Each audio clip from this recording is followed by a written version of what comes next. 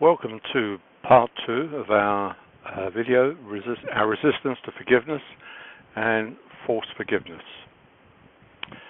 In this part, I'd like to tell two stories connected with our subject matter. The first one will be from my own experience, and the second from my teacher, Dr. Kenneth Wapnick. His story was found in my second book, the Findhorn Book of Forgiveness. But it came from his own book, Forgiveness in Jesus, published by the Foundation for A Course in Miracles. I highly recommend that book.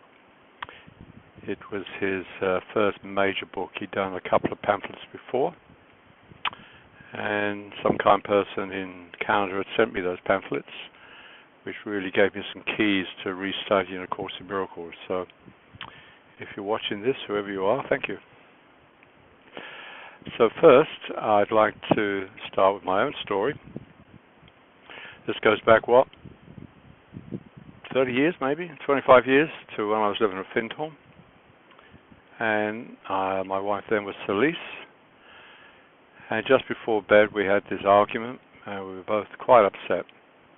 And like good egos, we felt we had been unfairly treated, and the other person was, of course, to blame. Usual story. So we got onto bed and make sure we were far away from each other. One of the things with projection that ego does is that it's a bit afraid the projection might come back. Deep down, it knows it's being dishonest, blaming someone else for taking your peace away. Other people, of course, can harm and even kill the body, but they don't have the power to take your peace away. Anyway, we're both well into our egos. A little later, I went to the bathroom and I saw the box of Course in Miracles quote cards I'd bought. I thought, well, I could try one, couldn't I? And the one I drew out said, "You could see peace instead of this." Thought for a moment and thought, no way. She's to blame. She'll have to apologize.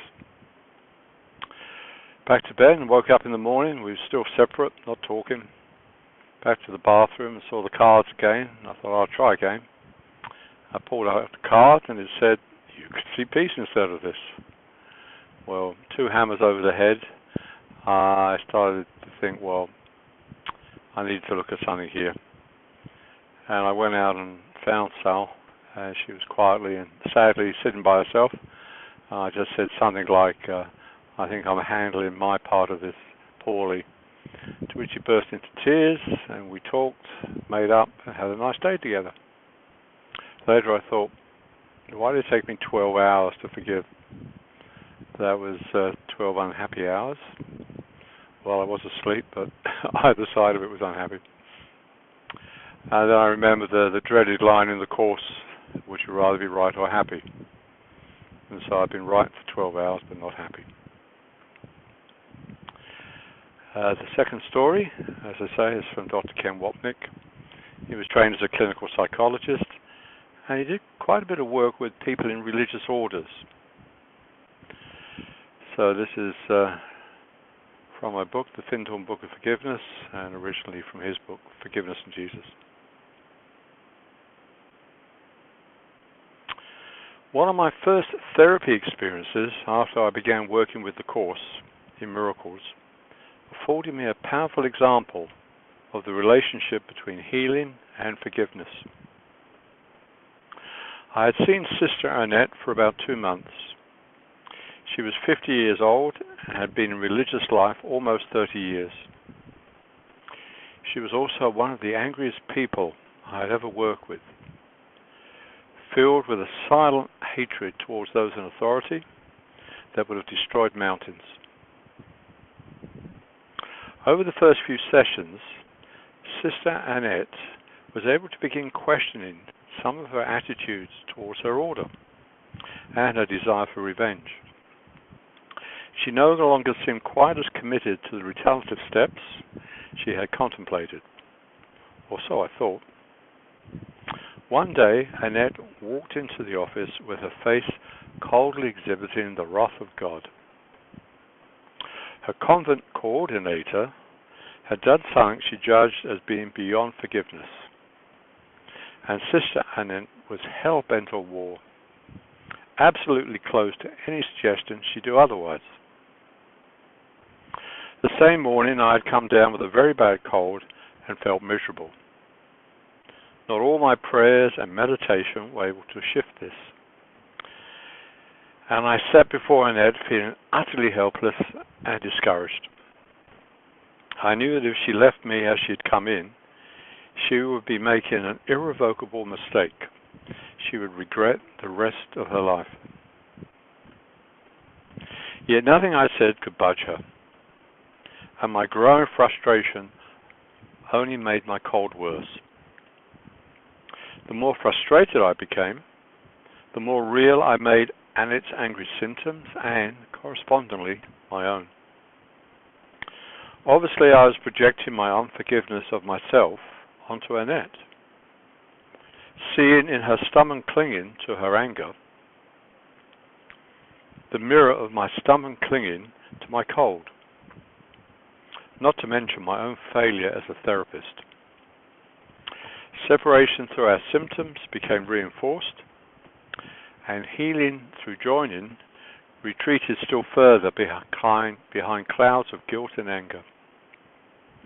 What added to my difficulty was the belief that Annette had been sent to me from God, and she was in serious trouble. And as she was in serious trouble, it was my responsibility to help her, and I was obviously failing. About midway through the session, my desperation led me to finally remember that I was not the therapist, and that I certainly could not be more concerned for Annette than Jesus was. Even as I was talking and listening to her, in another part of my mind I began to pray for help, asking Jesus to provide the words that would heal her anger and fear, and restore to her awareness the love that was her true identity. The response was immediate, and I suddenly became available to the help that was there for me. A warm surge of energy rose up from my chest, through my lungs, nose and throat, and I could feel my cold being healed and my head clearing up. At the same time, I began to speak. I don't recall what I said, and I doubt if it was anything too different from what I had said previously. Only now I was different. I no longer saw Annette as separate from me, a patient in trouble whom I, as therapist, had to help. She now was my sister, and by joining with her, I was joining with Jesus. I had become the patient as well, and together we received healing from the forgiving love of God. By the end of the session, her softened face reflected the shift from anger and fear to forgiveness and love, as my well-being reflected the same shift in myself. I had learned my lesson that day, to be relearned many times thereafter. So there are the two stories I wanted to share, but perhaps I should add a third one. It's called Forgiving Computers. When I started this Resistance to Forgiveness video, it was going to just be one video. But right at the end, I think I pressed the wrong key. It cut out. Fortunately, it was saved. So I decided to do part 2, but it was going to be very short. And then I had the idea, or inspiration, or guidance, to add some explanatory stories, which I just did. So I started recording part 2, and halfway through, the computer went blank. I've been using my dear Mac Portable for so long on battery, the battery had just exhausted. So I lost that video, plugged the charging lead in, and I did it all over again and recorded the whole lot. Played it back, and there was no sound. Now each time I went up and shared what was happening with my wife, Celise, she's probably listening to this, Eleanor actually, And she fell apart laughing. Quite understandable, really. But fortunately, at the last falling about laughing, she made me a nice cup of tea and a couple of biscuits, so I think I've forgiven her now. My ego was trying to come up with reasons to blame the computer, and the last issue I can't work out what happened, so it was getting close, but can't really blame a bunch of transistors, can I? So I think I've forgiven the computer now, and all is well, and peace has returned. Well, I hope you've enjoyed these 2 videos and found them helpful. My 2 books, Healing the Cause and the Findhorn Book of Forgiveness, are available on my website, and you can get them as paperbacks and ebooks. If you want to see future videos in series, which I'm making, just click on the subscribe button and the little bell next to it, which means then you'll get email alerts. So hopefully that's all for today. Thank you for listening.